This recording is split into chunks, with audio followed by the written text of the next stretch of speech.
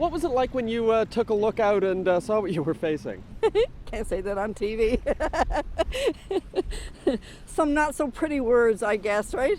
Suppose we haven't had too much all winter, so we can't complain. But yeah, this is a little bit too much. Hopefully now, next few days it'll rain and get rid of it all.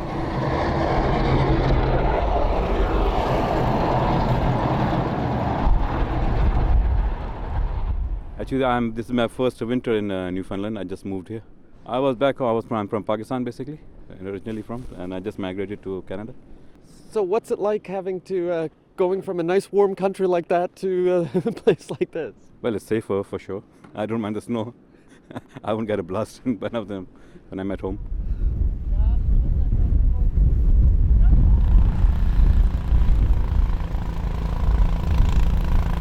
So how long have you been at it?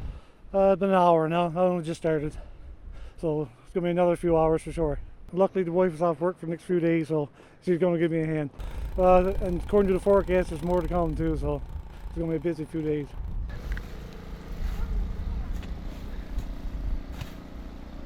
So this is you were saying this is your mom's house? Yeah.